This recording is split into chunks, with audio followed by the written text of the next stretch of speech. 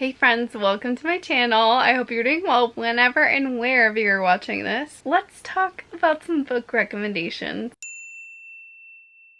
As I read books, I keep this little note on my phone where if a book reminds me of another book I read before, I immediately write it down and why those books remind me of each other or why I think someone who read this one would like this one. I have a list of recommendations for you. So let's just get right into it. There are a variety of genres, mostly romance, contemporary, or literary. I have a nonfiction recommendation, and I also have one fantasy recommendation. Stay tuned for those. I'll try and put them together so that you can skip if you want to down below. I try really hard to include timestamps in most of my videos, so feel free to use that if you want to. If you've read We Are Okay, I really think you would like Our Wives Under the Sea. We Are Okay is actually young adult contemporary. Our Wives Under the Sea is what I call a baby horror novel. It's very slight horror. Why do I think that these two are alike in some way? First off, they both have ties to the ocean. I don't know if you can see by this cover, but right here is the ocean in the background, and that kind of ends up having a really big tie to our main character, Marin's life. For this book, Marin has just kind of slipped away from her life. She's on the cusp of starting college and getting into college, and she isn't returning anyone's phone calls. She isn't returning home for the holidays. And finally, her best friend from home comes to her, and that's when her past kind of starts unraveling and why she hasn't come home. Our Wives Under the Sea is based on one marine biologist, actually a few, but the focus is on that one marine biologist and her wife. That marine biologist gets sent into the sea for an experiment or research, and she's supposed to be gone for a certain amount of time, and she ends up being gone for months and months and months, like 6 months. They think that that whole crew is dead. The wife, whose point of view we also get, is grieving, and then her wife shows up, but she's not the same. So we kind of go back and forth of the point of views and the timelines to see what happened under the sea and what is now happening on land. So there is also that queer element. Our baby Marin is bi. Our wives are lesbian. The writing in both is very lyrical, in my opinion. There are two ways that I like to describe writing. I describe writing as very blueprint, where it's kind of telling you exactly what's happening, what it looks like, how it should feel. And there's the more lyrical side of things, where it's giving your imagination space to be used. And so both of these are very lyrical, a little flowery. They're both very short too. My last reason why these two felt similar to me is that they both have very melancholic undertones. They just had similar vibes. Check these two books out. Next, for contemporary or literary, we have A Man Called Ove by Friedrich Bachmann, and then we also have The Brilliant Life of Eudora Honeysett. These two books were some of my favorites in the years that I read them. Let's start with why I think they're similar. First, we have older main characters. They're both older on in their life. Both of them are very stubborn. Both have nosy yet endearing neighbors who just want to love them, and they both find a surprising found family by the end of the book. But also check the trigger warnings. Neither of these characters want to continue. They have had multiple things happen in their lives, and they're just over it, to where they just want it to end, and they want it to end on their terms. So let me tell you about A Man Called Ove. We know that Ove has recently lost his wife within like the past 6 months or a year. Not to spoil the book, but Ove does not succeed in any of his endeavors. Actually, each time he tries, he gets interrupted in some way, shape, or form. One time it's by his brand new neighbor, who is very, very pregnant and very, very nosy. Another time he accidentally saves someone's life and becomes a hero. Another time his neighbors are arguing and having a fight, and he's too proud about like his lawn or his car or something and gets distracted and chews them out. Let's just say Ove learns that there's a lot more to life than he realized, even after his wife is gone. The Brilliant Life of Eudora Honeysett is a little bit different in the fact that Eudora is a lot older, like a lot older than Ove is. She just wants to die with dignity and is going through this process, a very long, drawn-out process, and in that time, Eudora gets a new neighbor. Through that neighbor, she gets another new friend. Also discovers that there's more to her last days than she realized. In this book, we also get flashbacks to Eudora's past. We get a few to Ove's past as well, but not quite as many as Eudora. Both of these books were just so heartwarming and a little sad in their own way, but just the endings of them were just... I loved them so much. If that sounds interesting to you, again, definitely check the trigger warnings for both of these books, but they both had a lot of humor and found family and friendship and just like that heartwarming quality to them. Okay, next we actually have a magical realism option. So we have Una Out of Order and The Midnight Library. Both of these have some magical realism to them, and they both have to do with time. The reason I think that if you liked one, you would enjoy the other is that the message is to appreciate your life, where you are, what you have. I know that's so cliche for some people. I get why that is not everyone's thing. I personally like having someone polish my lens and give me that reminder every now and then. It just sometimes brings me back. So I enjoy that element, that reminder of like, let things happen as they may. There's no point in dwelling on what could have been. I also like that in both of these books, there is that side message of like, big things are awesome and they can be great, but so are the small things. And it's that accumulation of small things over time that adds up to something big, and I love that message as well. And then for both of these, they have that idea and it plays around with that element of starting fresh each time. Each segment experienced starts fresh and new or unaware kind of where they are, what they're doing. So let me tell you a little bit more about each of these books. Una is celebrating her 19th birthday, and after 19, every year after, she jumps to a different physical age. However, she only mentally ages 1 year. She doesn't know what age she's going to jump into. She doesn't know where she's going to be, what has happened in between the jumps since then. So each time she jumps, it's new to her, and she's kind of developed these rules to where she doesn't like plan it out for herself. She doesn't know what's coming. Sometimes she leaves herself a little bit of a note, figure it out, but she doesn't always understand and things like that. So we follow Una for 7 years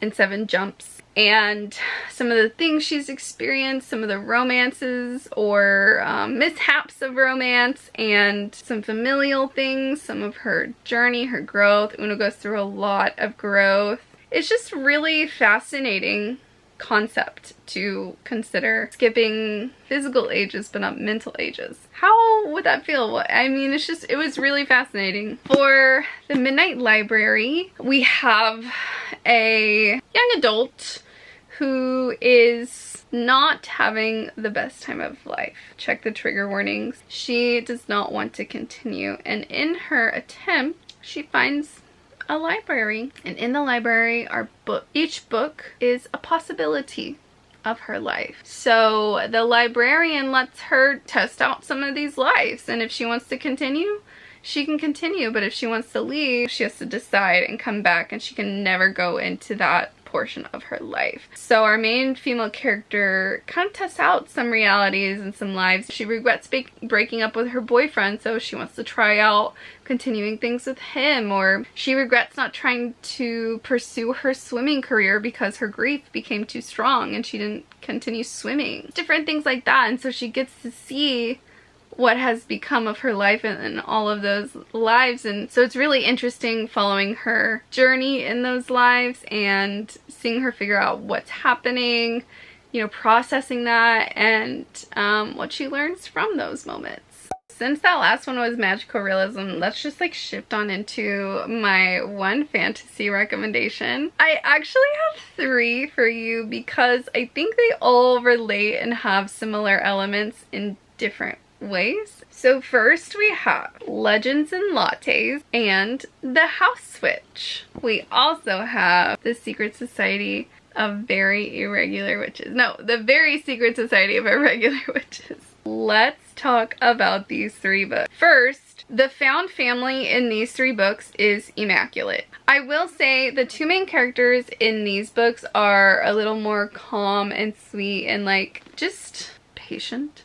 Whereas in this book, we have kind of a sassy, snarky main character, Finn. All 3 of these books are incredibly cozy. The vibes of these 3 books are immaculate. All of the characters also have very distinct personalities, not just our main character, but like the side characters as well. Another reason these are similar is Legends and Lattes and The House Witch are very sensory and food focused. They're very descriptive about the food and the scents, the temperatures, and all of that. So let me tell you a little bit more about these books and what they're about, and maybe that will make a little bit more sense. So first we have The House Witch. This is a historical fantasy about a house witch named Finn. Now, in this world, witches normally have elemental magic, but every now and then it mutates into a different kind of magic, and that's what Finn has. His element has mutated into a witch that protects the house and does house things. Finn is an excellent cook and becomes the cook for the king and queen of the country. He starts the new job and he has this giant kitchen and this staff that he's getting used to and the knights that are harassing his staff, and Finn has a very strong sense of wrong and right and how women should be treated. It's definitely a man written by a woman. Well done, Delavac. So we just see a lot of the adventures and misadventures that they get up to, and him making friends and learning how to stand his ground and, like, you know, let people into his life after he's been mistreated. It does do a lot of world building and we get to see a lot from other characters, but it's very, very fun. Next we have Legends and Lattes by Travis Baldree. This follows an orc, Viv, who used to be a mercenary in her past life, but she is getting older, she is tired, she has saved up to buy and flip a coffee shop. So she buys this rundown building and renovates it and turns it into a coffee shop, and we follow her every step of the way in this new city, finding people to help her, the process, the design, testing out new things, getting new employees, and, you know, marketing it and getting new customers, and then there's some trouble along the way. It's very much a character study of Viv and this coffee shop. It's like those renovation shows, but in a book. Then we have The Very Secret Society of Irregular Witches by Sangu Mandana. This follows a witch, Mika, who is a secret witch influencer, except she gets found out and contacted and asked to help raise these 3 orphan witches. Now, in this world, witches are raised separately because when they come together, their power tends to amplify, and they don't want another Salem witch trial situation. So normally, they raise them separately. But these 3 witches are together, being raised by not a witch. So Mika goes and she helps them. It's this like journey of her, you know, being around other witches when normally she's never been allowed to, and her kind of breaking the rules and her getting to know these girls. But also there are these very interesting and unique guardians who are also very fiercely loyal and love these 3 girls and are protective of them. She gets to know them and they, you know, form this team. There's also a little side romance with the grumpy librarian, so it's very, very sweet and wholesome. Let's move on to some romance. Next, I'm gonna say, if you liked the cheat sheet, you will also like the Bromance Book Club, and vice versa. First off, it's very humorous and lighthearted. Second off, it's very much a trying to get the girl situation. This one is just like trying to get the girl for the first time, and this one is second chance romance that's like a relationship in trouble. Then there is a distinct scene in both books where all the men who are friends, they have their friend group, trying to support them, trying to help them, and they have this very distinct planning session where they're trying to brainstorm and come up with ideas to get the girl, or to get the girl back in this case. And that scene is what really like did it for me. It really clicked, like, these 2 are so similar in so many ways. So if you liked either one of these books, I think you'll like the other. Let me tell you a little bit more about them. So first we have The Cheat Sheet by Sarah Adams. This is a sports romance. We have Bree, who is a former ballerina but now dance teacher, and we have Nathan, who is a pro football player. The two have been best friends since high school. They're both madly, deeply in love with each other, but the other doesn't know, and they're too afraid to tell each other. Well, an opportunity comes up where they get to fake date for a sponsorship or an advertising deal, and they both kind of decide to, you know, try to like lean into the fake dating and see if it could work or if the other might pick up on it. Then we have the Romance Book Club. It's been a little while since I have read this book, but I do know that that's also a sports romance, so that's another thing that they have in common. We have our main male character, who is a baseball player, a pro baseball player, I believe. He and his wife are having some difficulties, I think, with communication, which starts with the fact that he learns that she has been faking certain things in bed with him. And he storms out, and he realizes immediately that that was the wrong thing to do, but his pride is wounded. So she's like ready to get a divorce, and he's like, I'm not. I want to fix this. And she refuses, but he goes with plan B to try and win her back and show her he's sorry, he loves her, and like, please at least like give me another chance to redeem myself. I liked it. It was fun and cute and funny. Speaking of some more fun and funny books, we have Dating Dr. Dill, The Bodyguard, and The Fastest Way to Fall. If you liked any one of these books, I truly think that you would like the other. Let me tell you why. First off, the vibe. They just have this like light-hearted vibe to all of them. None of the situations that they get into are too serious. You don't have to feel stressed about something wild and crazy happening. I mean, there is a scene in here that kind of took me by surprise, but there's nothing too much to worry about. All of these are very slow burn, but when the moment hits, at least in these two, woof. This one is closed door or like fade to black. You know, I really like spice in my books, but I did not mind at all. I still had the best time with this book. But it was like a slow burn build up. These two are very humorous. I do remember laughing a lot with these two. They just have this like sweet but also wholesome vibe to them that just made them all kind of click to me in the same way, if that makes sense. Now, the situations are very different, so let me tell you a little bit more about them. The Fastest Way to Fall by Denise Williams, I believe, is about our main female character who is plus size, and she works for a fitness or like wellness company. There's this new fitness app, and she decides to do a feature on it and test it out, and gets paired with a coach and has kind of been reviewing it as she's been going.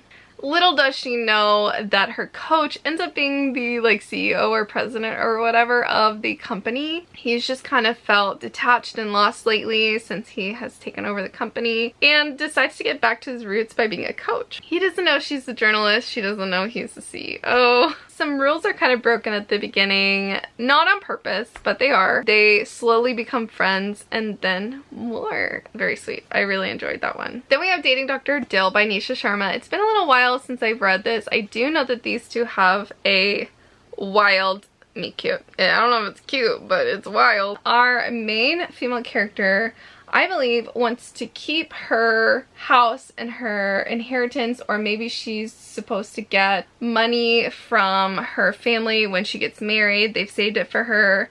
So these two, I think, end up fake dating so she can get that money for her wedding to keep the house. But then also because that meet cute was filmed and went viral, and he is trying to do damage control. It was cute. I remember there were a lot of laugh out loud moments, pretty slow burn, and then once it happened, it burned. The Bodyguard by Catherine Center, I just have to show you. I got to meet Catherine Center recently and she signed it for me. Thank you, Catherine. She is so friggin' sweet. This book is about a female bodyguard, but they're not called bodyguards, they're executive protection agents. She recently loses her mom at the very beginning of the book. She's kind of not herself, and you know, she refuses to take time off, so her boss is like, okay, you can do this job and this job only. And that is to be the bodyguard of this guy, Jack, who is a celebrity, but his mom is ill and he's coming back to visit her. He doesn't want her to know that he's being stalked because he thinks it could make her health worse. And so he gets Hannah to be his protection agent and fake being his girlfriend. So there's the fake dating. They go to his family home on a ranch in Texas, so there's forced proximity. I really liked it. It made me happy. I also read it in one day. For this next one, we have another threefer. First we have Love on the Brain, The Mistletoe Motive, and Meet Me in the Margins. The reason I think these three are similar in some ways and why you might enjoy one if you enjoyed the other is because, first off, it is rivals to lovers, but especially in a workplace setting. So for here we have scientists, they both work at NASA, kind of in different departments. Departments kind of clash on some things. And then these two work at a bookshop. Yes, this is kind of Christmas themed. They work at a bookshop that's kind of closing down and they're kind of fighting for that final position. And then for Meet Me in the Margins, they both work at a publishing company and he is kind of like a superior and she is trying to get into being published rather than in the publishing industry. He kind of has his eye on her, so she's trying to like kind of get away from him. The next thing that really makes these three similar in some ways is that they all have notes or messages to an anonymous person. So they've been messaging or communicating with these people for a little bit, but they don't know who it is until the end. So for example, on Meet Me in the Margins, our female character is writing a novel and she leaves her manuscript in a secret place, but someone finds it and starts editing it for her. So he is like scribbling in the margin and they kind of have these like this note conversation with each other. The Mistletoe Motive, she messages someone online, kind of has this crush with them. And then for Love on the Brain, there are two sciencey anonymous influencers and they are messaging each other in this book.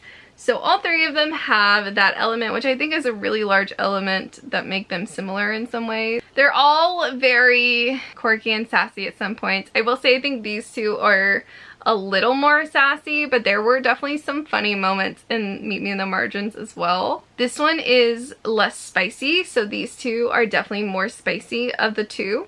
This one is Closed Door or Fade to Black, I believe. Oh, and they all three have misunderstandings, especially of each other, which is kind of why they're rivals, right? I wouldn't say it's like a miscommunication, but more like a misunderstanding. The next two book recommendations I have for you are XOXO by Axio and Love Boat Taipei by Abigail Hingwin. The reason these two are similar, and if you liked one you'll probably like the other, is that they're both set in the summertime and they're both kind of study abroad feeling situations. Well, this one's not only in the summertime, but there is a large chunk of it in summertime. They're both in Asian settings, so XOXO is set in South Korea and Love Boat Taipei is set in Taiwan. They also have that Asian family dynamic. Now, I lived in South Korea for 3 years teaching English abroad, so I got to see the family dynamic and the strength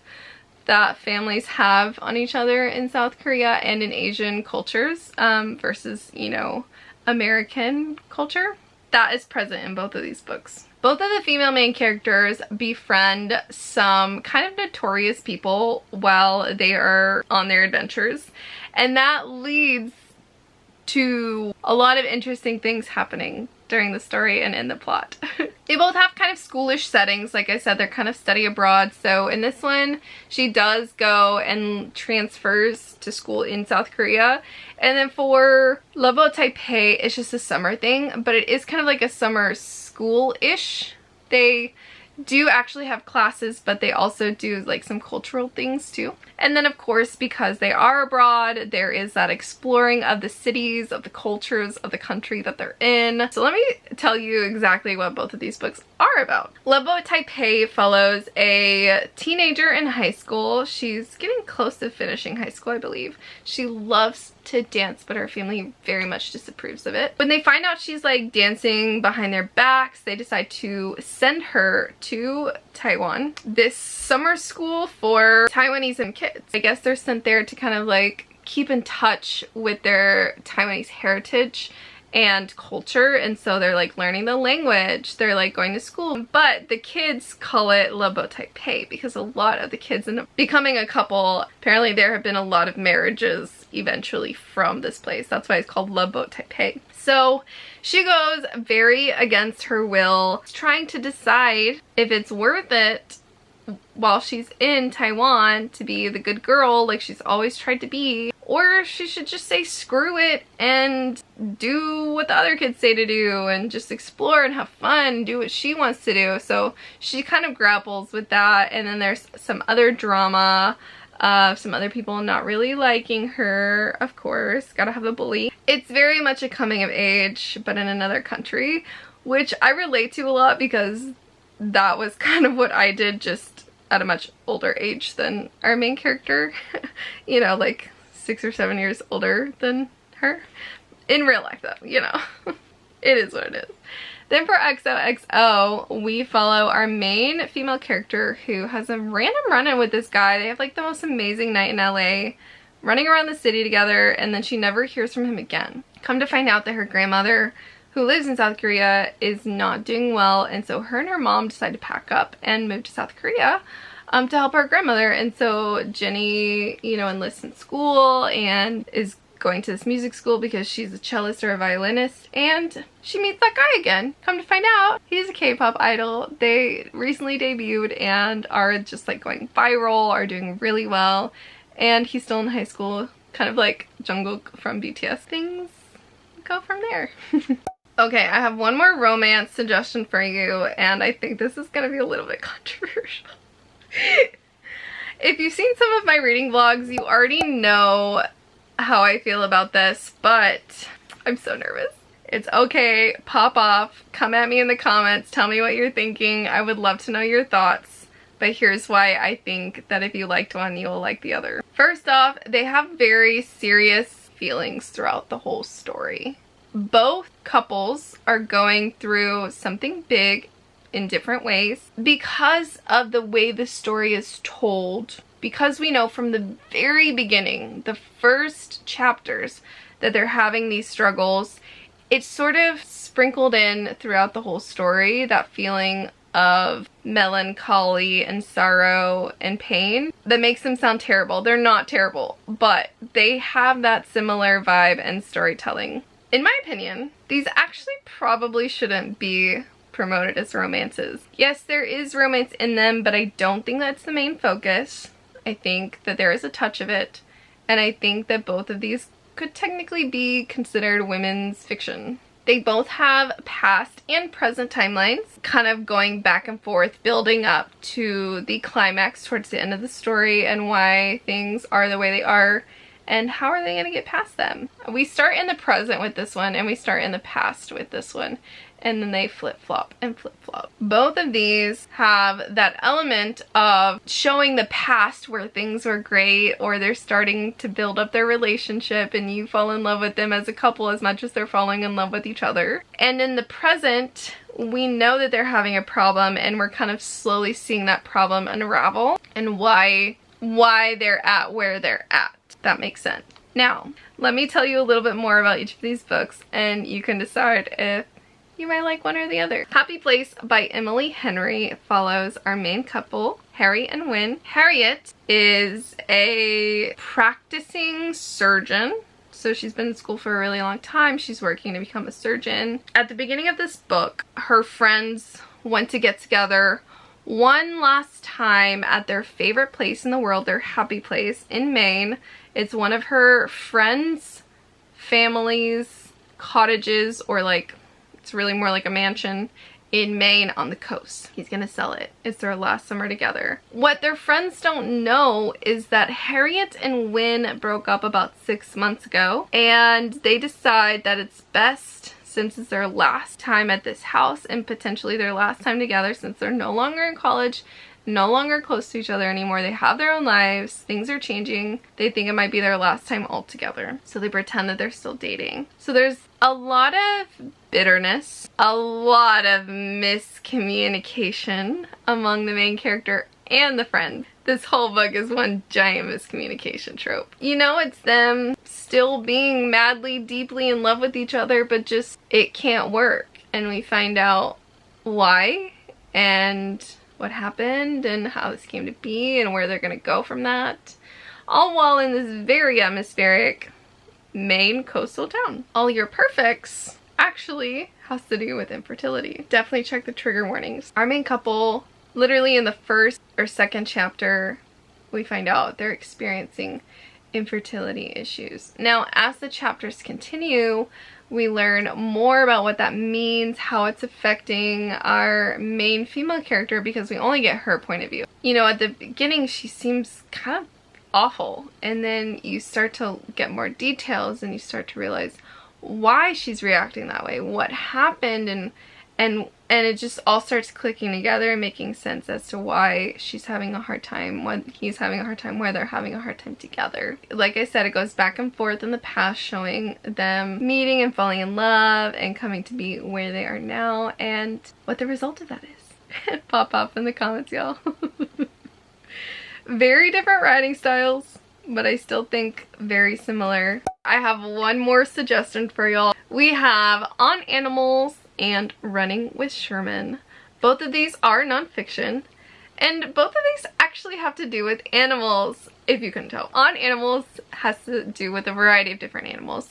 There are a collection of short stories, and each chapter focuses on a different animal and a different experience that the author has with that animal. Running with Sherman focuses mostly on donkeys. They both do a really good job of weaving humor into the story. I was very engaged the whole time I was reading these books, except there was like 1 or 2 chapters in Running with Sherman I skimmed.